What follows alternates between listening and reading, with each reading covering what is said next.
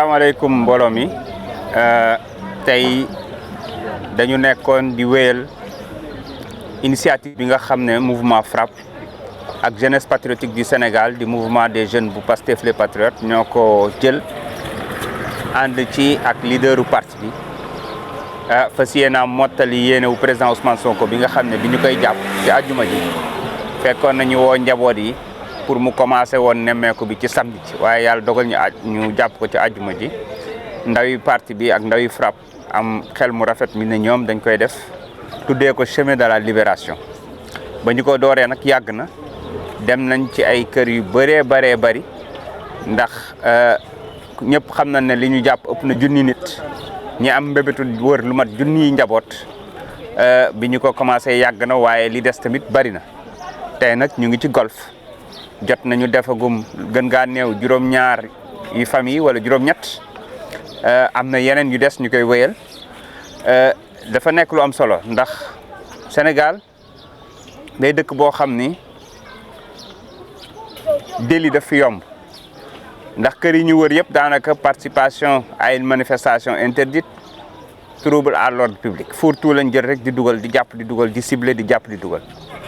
boo duggee ba ci biir nag nga dem ba ci procureur découvrir ne dugalal nañ la yeneen yoo xam ne yoo xamoo ko sax jaay doole googu nag ak jàpp ne mën nañu arrêter déferlante patriotique bi mën nañu arrêter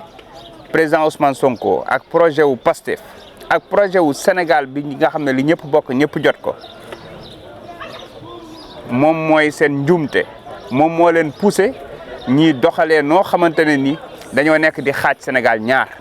ndax yëf yi kiñaan ak soxor daf ko lal loolu mooy dëgg ñoo xam ne defuñu dara mësuñu xam li police mësuñu xam li justice waaye tey ñoom ñëpp découvrir ko ñoom ñëpp mbir mi nag gën leen a soññ te damay wax ne ñoom lañ ca jublu woon moo di jéem a arrêté projet bi contraire bi lañ def dañu booster projet bi ndax boo jàppee lu ma fukki junni nit ëpp na ko te mooy ñi nekk ci kaso bi boo ci boolee ñi nga xam ne jàppoon nañ leen génn leen 2021 ba léegi boo matalul ñaari junni doo ko sori mais ñooñu ñëpp fiñ ci dem yëpp seen famille li ci ëpp nekkuñu woon Pastef seen doom rek a nekkoon Pastef waaye ñoom ñëpp dañoo mujj a nekk Pastef maanaam fu ñu jàppee nit xëy na indil nañu fukki militant te mooy ci li ñu gis ndax bul xam seen yeneen mbokk yi waaye tamit fu ñu jàppee nit nañ jàpp ne benn prisonnier bu ne dafa mel ni dañu jàpp famille yu lëmm ndax famille yu lëmm dañuy réorganiser seen dund ngir jéem a xool nu ñu toppatooyee seen doom jooju nekk injustement ci kaso bi may wax ne nag munoo ñëw ñi dénk la réew fukki at ak ñaar ginnaaw ba nga nekkee ci beneen régime bi juróom-ñetti at mi ñaar fukki at munuloo soppi nekkinu askan wi ba askan woowa mujj laa jéppi ñi nga àndal nga mere askan wi ne naa leen tëj dinaa leen duma par force di ngeen ma bëgg par force dinaa leen jiite wala par force dinaa leen wax kan moo leen di jiite loolu moo munul nekk na noppalu jàpp président Ousmane Sonko xooñañal ko tas Pastef yaakaar ne tas nga ko fekk da nga ko gën a dugal ci xol yi jàpp ay responsable yi Pastef Amadou Ba ñi ngi ko jàpp barki démb tey mi ngi ko waroon a fekk Abuja mu yóbbu réponse ci recours bi parce que Abuja dafa war a statuer ñi ngi ko jàpp tee ko ñaari fan jëm ñetti fan xamuñu sax luñ ko jàppe fi mu ne foog ñu dem wutaw lay jéem a xool lan la nit ñi mën a wanaasu ñëw ne lii lañ koy toppee mais xamuñu ko ñun ñii ñëpp bi ñu jàppee c'est comme ça dañ lay jàpp ba pare di woote téléphone pour ñu wax leen lan ngeen di def comme motif c'est-à-dire que dañu dépassé limites yi ba pare seen humanité daf leen réer loolu mooy dëgg parce que kër yi ngay dugg yaay yi di jooy papa yi di jooy soxna yi di jooy seen ay doom nga dem ci kër goo xam ne dañoo jàpp jëkkër ji jàpp jabar ji ñu bàyyi ay tout tànk ñu tas leen dénkaane leen ci njaboot gi tout tànk yooyu noonu nga yaakaar ne seen àq ñoom du leen topp moo tax encore une fois ñu leen di woo ñu delloo si seen xel te xam ne mbir mi jeex na a faga comme ni ñu koy waxee jeex na takk mënuñoo fexe ba weesu 2024 incha allahu rabbi te 2024 ñun dinañ jël suñu réew dinañ ko defar concurrencé wuñ leen ci ak mbon ci ak soxor ñun dañun bëgg a jël suñu réew defar ko soppi ko ba ñii nga xam ne dañu ñàkk yaakaar ci réew mi bay jël gaal yi di dee ci yoon bi wala di jël àllu Nicaragua bi di dee ci yoon bi ñu mën a amaat yaakaar toog seen dëkk ndax ñàkk yaakaar ak ñàkk jàmm moo leen tax a dem. man président équipe la sama ASC waroon na football cadet bi dañu xëy juróom-ñetti nit a ci des matul weer li may wax de ñëpp dem mujj ñoo football te noonu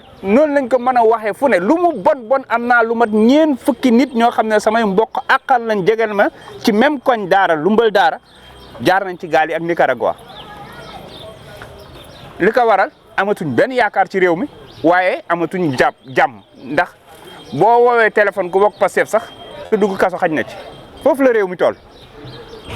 moo tax ñiy jaajëfal encore une fois FRAPP ak JPS ci initiative bii di wax ne nañ ko wéyal fépp ci Sénégal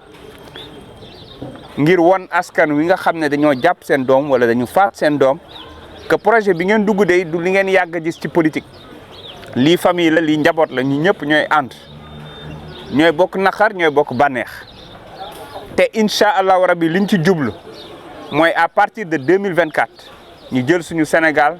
def ko mu doon Sénégal goo xam ne fu waay mën di toog dañ ciy gis sa bopp ndax dinañ ko yor ci anam yoo xam ne li ñëpp bokk ñëpp ci jot waaye li ñëpp bokk benn comp nit du ko téye rek tuŋaañ alalu nit ñi ba pare di wéy di leen tëcc di leen toroxal ñu ngi leen di sant di leen gërëm pour résumer en français. Nous sommes là aujourd'hui au Golfe cadre de l'initiative Chemin de la Libération. Nous félicitons, nous remercions, nous encourageons le mouvement FRAPP et le mouvement JPS, Jeunesse Patriotique du Sénégal de Pastef pour cette belle initiative. Comme vous le savez, le président Ousmane Sonko avait déjà préparé cette tournée pour rendre visite aux familles des victimes, mais aussi aux familles des détenus.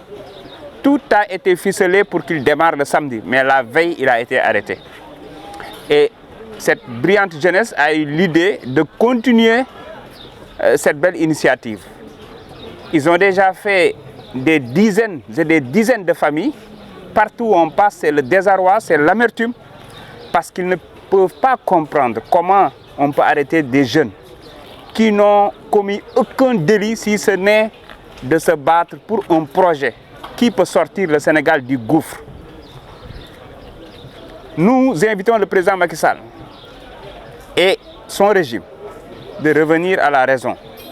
et de se rendre compte que c'est fini. Ils ne peuvent pas excéder 2024. Ils se battent certes pour ces 5 mois,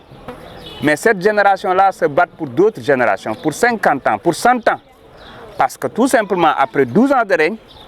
nous nous sommes rendus compte que le chômage a quitté au moins dans les 16 à 17% pour atterrir à 23% ou plus. La vie devient de plus en plus chère. L'emploi, comme vous le savez, les jeunes sont en train de prendre les embarcations de fortune pour rejoindre un soi-disant Eldorado parce qu'ils n'ont plus d'espoir dans leur pays, mais parce qu'ils n'ont plus de paix. Ils sont persécutés. Tout membre ou sympathisant de PASTEF est en sursis aujourd'hui. C'est ça la vérité. Le président Ousmane Sonko est arrêté injustement, arbitrairement. Et même ses droits humains ne sont pas respectés. Ses droits personnels, pareil. Le secrétaire général du parti est arrêté injustement. Le vice-président du mouvement des jeunes, Fadilou Keïta, membre du mouvement des cadres, coordonnateur du Nemek Tour. Des maires comme Bilal Diatta, comme Djamil Sané. Je peux dire tout simplement Mamoudou Ndaw qui vient d'être libéré. Ou Hassan Gomis, à qui on a rendu visite ses parents tout à l'heure. Modap, Cheikh Omar Bamba Diop. Nous pouvons passer toute une journée à lister ce millier de prisonniers politiques qui n'ont commis aucun délit si ce n'est se battre pour un avenir meilleur. Encore une fois, rien ne pourra arrêter cette déferlante patriotique. Il faut que ça soit très clair. Parce que nous avons réussi à faire d'un parti politique qui est sorti du néant d'un état d'esprit qui habite pratiquement la majorité des Sénégalais. C'est ce qui fait que même une dissolution de ce parti ne pourra pas empêcher aux membres de ce parti, aux Sénégalais de façon globale, de s'approprier du projet et de se démultiplier pour que ce projet puisse prospérer dès février 2024. Et jamais nous n'avons été aussi proches du but, c'est-à-dire d'un changement de paradigme, d'une gestion saine